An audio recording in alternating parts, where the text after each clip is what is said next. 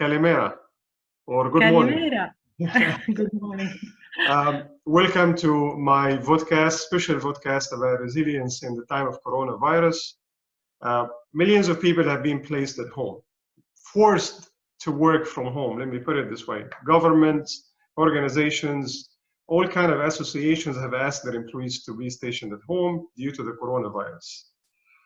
Coronavirus putting us at a gigantic test, all of us, globally, which I guess we will be over that test quite soon.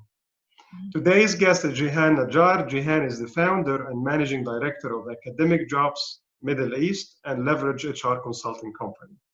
She's also a certified Marshal Goldsmith executive coach with over 18 years of experience in strategic and operational HR across a variety of industries in the Middle East region. She's currently residing in Athens with her husband and 2 wonderful kids.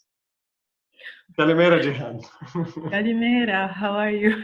I'm good. Thanks for joining me. My pleasure. Jihane, as we were talking in the waiting room about the situation in Greece and so on, and my understanding, you've been stationed at home since early March, but nevertheless, remote work is not new to you. So could you tell me about it? Yes, I've been working remotely for almost 4 years, but this time it's a totally different experience. Before the current situation, the epidemic, I had a very decent schedule.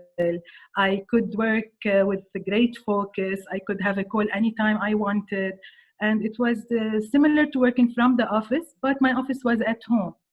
Now, since first week of March, since March 3rd, we've been in self-isolation, and I have with me at home my 2 kids. They are 3 and 5, and my husband, of course. And this is creating a little bit of a challenge. Luckily, the business is a bit slower than usual. So I'm trying to do the major work early in the morning when my kids are sleeping, or later during the day when they are watching TV. I can make my phone calls. And the next time when I can really focus is when they go to bed. And this is really late at night, after 9 p.m. Sometimes I have to sit for 3-4 hours to finish a certain proposal or work on some project. But so far it has been going okay, because as I said, workload is reasonable during this time. Yeah, definitely. See, I spoke to a number of people around the world, and in the majority of them, the difficulty that it's a total shutdown in a way, where you have your kids around, where you have some of the family members, where you have a lot of things to do throughout the day to keep everyone engaged. So it's a big responsibility, and I agree with you. Exactly. But in still you are connected with your customers, friends, family, team, and so on. So what kind of tools that you leverage in place for you to be able to stay on schedule? Yes, I use my email all day. It's on my phone and my laptop. My laptop is on all day until I sleep. So I use email primarily, phone calls, Skype video calling. To share documents, I use Dropbox. It's a great way. I also use, for video calling, I use either Skype or Zoom, which I was recently introduced to. And to share desktop in certain situations, I use TeamViewer. And I've always used these same tools. I think Zoom is the only one that was new to me during this time and proved to be very useful. Yeah, wonderful tools we have. And if it wasn't for technology, I mean, I guess we would be entirely in a different mental state.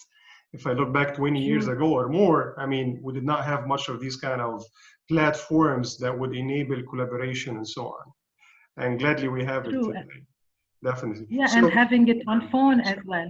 Exactly. Yeah. Sometimes we tend to overuse the technology, given even the time that we're going through right now. And I would say to everyone, including myself, just slow down if you find yourself stuck on your phone, you know, talking more than the usual time, or one of these kind of applications. So keeping positive is so essential during the time. So how do you maintain that sort of motivation, positivity, and so on?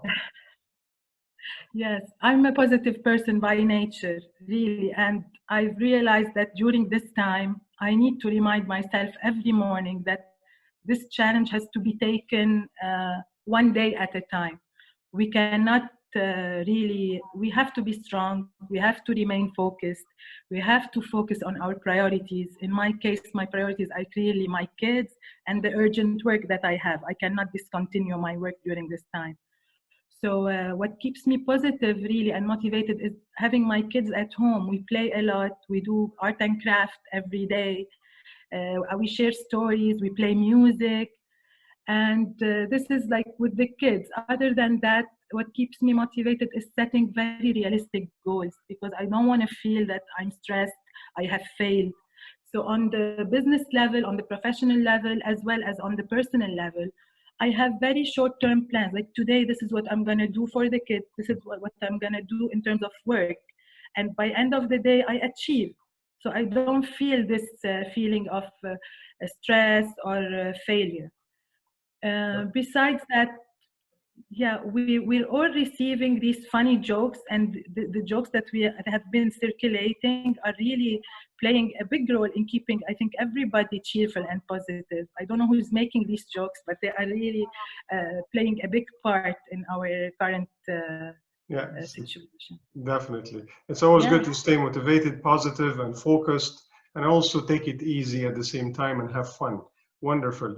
Companies are not necessarily, ready for this kind of events like the pandemic that we're going through. So for the future, what do you think organizations can do for them to be ready for such kind of events? Very true. I feel some companies, some big companies, not small companies, they were really challenged when they asked their employees to go and work from home. They realized they don't have enough laptops. They are not connected to the systems that they use daily, whether HR, finance. These systems were not connected to the laptops that the employees needed to take home. So I think companies will be thinking of strengthening their IT infrastructure, strengthening their HR infrastructure, and working more on building a culture of remote working. In many cultures, in many business cultures, it is still not very common. Employees are not trusted to work from home. And this takes time to build. It doesn't happen overnight.